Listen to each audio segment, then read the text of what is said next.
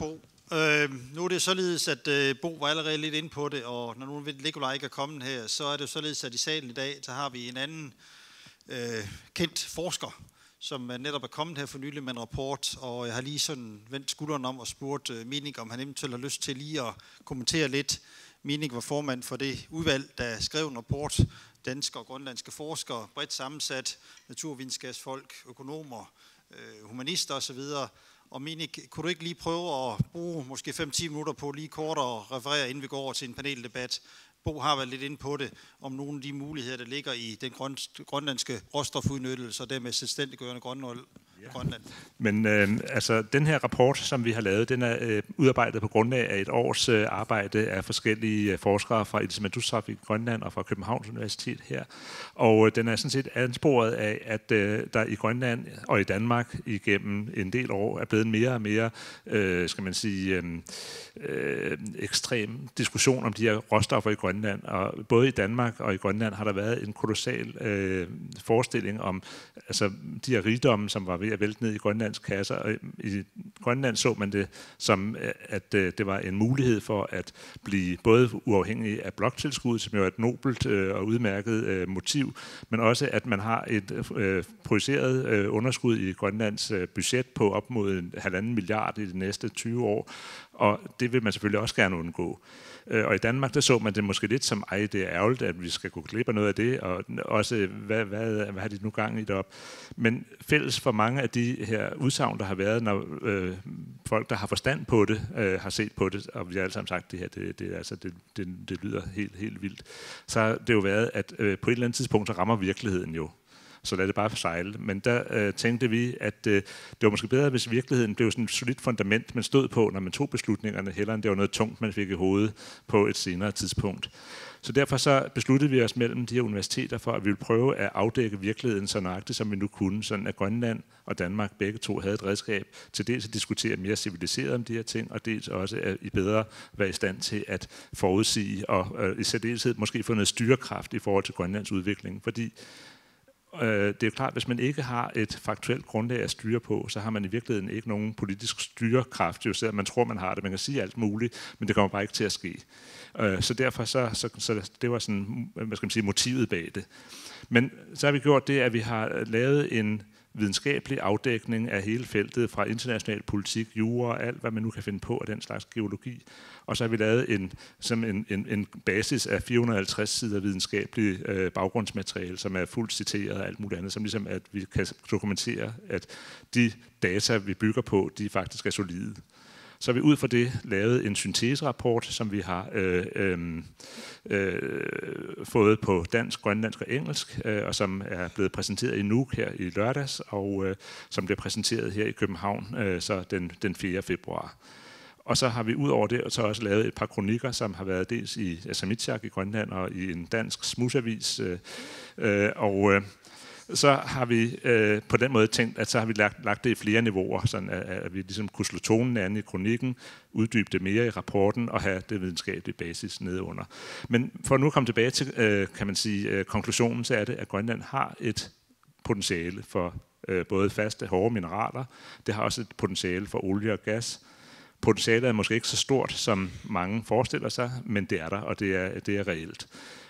Grønland er også ud fra lovgivningsmæssigt på miljø, på råstofudvinding, på arbejdsmarkedsforhold, alle de her ting, er det et virkelig velreguleret retssamfund. Der har været meget spekulation i den danske presse om, kan de nu finde ud af det, og nu går det helt givet i den og alt det her. Men det kan man altså dokumentere, at hele lovgivningsgrundlaget, det er faktisk rigtig godt.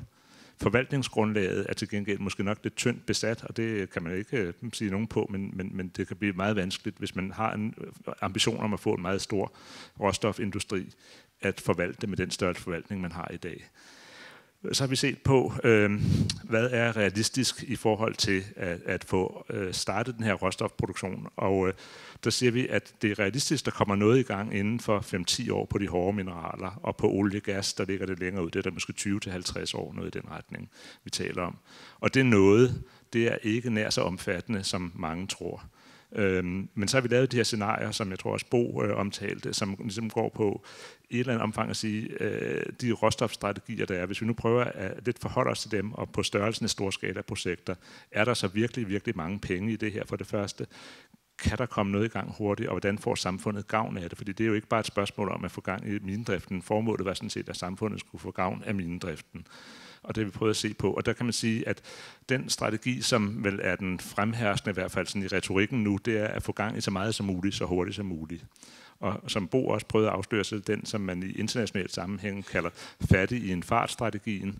Man får brugt alle sine råstoffer i løbet af en 20 år, brugt alle pengene på at lappe huller alle steder i diget, og så når man har gennem de der 15-20 år, står man tilbage med alle problemerne og har brugt alt med nationalformuen, og så er man mindre end lige vidt, så er det værre.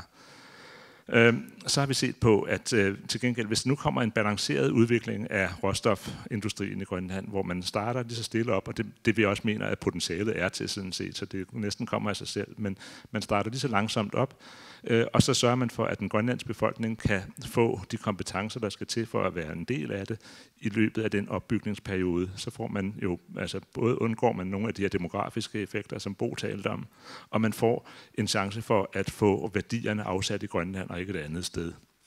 Og der er vores konklusion, at sker det, og man får 5 store projekter i gang i løbet af de næste 10-15 år, så kan, og man husker at sætte pengene i en råstoffond, og det er meget, meget vigtigt, det med råstoffonden. Det er der af flere grunde, men en af dem er, at hvis man gør det, så vil faktisk afkastet fra råstoffonden kunne kompensere for det stigende underskud i Grønlands budget. Og det betyder, at man faktisk kan holde sådan lige rumpen i vandskorben igennem de der år. Man bliver ikke stinkende rige af det, men man kan faktisk forhindre, at der kommer underskud i det grønlandske budget. Så vil vi se på, hvad effekten så vil være på bloktilskuddet, og bloktilskuddet det vil blive reduceret, men ikke ret meget. Og tanken om at få det helt væk, den mener vi er urealistisk. Så har vi også prøvet at se på et scenarie, der siger, hvis vi nu tager helt fuldstændig fejl af geologien, og man faktisk finder bare myriader af nye forekomster i morgen, og de alle sammen, investorerne, de kommer væltende til, og det er alle sammen gerne investere. Hvad er så konsekvensen af det? Og der kan man jo så sige sig selv, hvis man for eksempel skal have 3 milliarder kroner ind i indkomstskatter fra nogle mennesker, der arbejder, minearbejdere, det færreste af dem får formodentlig 1 million om året i løn, vil jeg gætte på. Så man kan nok komme med et bud på, hvor mange mennesker, der så skal arbejde, for at der bliver de her milliarder i indkomstskatter. Så kan man hurtigt komme frem til de 30-40.000 mennesker, vi taler om. Og de investeringer, der skal til, for at man får selskabsskatterne ind på sådan, skal vi sige, 2-3 milliarder. Hvor mange penge skal der investeres for, at skatten af afkastet, eller af profitten på de her investeringer, kommer op i milliardstørrelse? Så kan man også prøve at se, at det bliver jo altså også et astronomisk beløb. Så hvis man skulle lykkes med en strategi med at få gang i en hel masse, så meget, at man faktisk kunne betale sig fri af bloktilskuddet, så vil konsekvensen være, at stort set al infrastruktur i Grønland vil være ejet af udenlandsk kapital, og Grønlands befolkning vil bestå af de her sådan, arbejdere, der kom ind. Man vil opbygge det så hurtigt, at Grønlands befolkning ikke kunne nå at blive kvalificeret til at være en del af det, så de vil sidde tilbage proletariseret med deres gamle lavtlønsjob, mens dem, der havde de gode job, de kommer et andet sted fra. Og så er det jo, vi uden at prøve at være alt for polemiske, siger, at hvis det er det, man mener med uafhængighed eller selvstændighed, at landet er ejet af nogle andre, og dem, der bor der, jo også nogle andre, så er det måske ikke lykkedes så storslået, som man havde forestillet sig. Og derfor siger vi, at vi mener, at man skal tænke på, at Grønland altså har andre værdier end de her mineraler. Når de ikke er så store i omfang af værdien af de her mineraler, og i øvrigt, at det ikke er gratis penge, men at de kræver, at man laver samfundet om for at få dem, så skal man selvfølgelig se, hvad der ellers er. Og der er rigtig mange andre muligheder. Vi peger på en hel række, dem skal jeg ikke gå igennem her. Men man kan vel sige, at vores konklusion er, der er ingen grund til, at Grønland skal aspirere efter at opbygge en ulandsøkonomi, hvor man udelukkende lever af salg af råvarer. Grønland har mange andre muligheder, og hvorfor ikke tage dem? Der er nogen, der har skudt os i skoene, at vi ligesom prøver at tegne et meget pessimistisk billede af Grønland, og vi på en eller anden måde siger, at intet kan lade sig gøre i Grønland. Men konklusionen af rapporten er, at rigtig meget kan lade sig gøre i Grønland, og det dummeste, man kan gøre, det er at forlade sig på en af tingene, som er mineraler, for de gør det ikke alene, og de har en række afledte problemer, som man bør holde sig fri af. Så jeg tror, det var, hvad jeg vil sige om rapporten.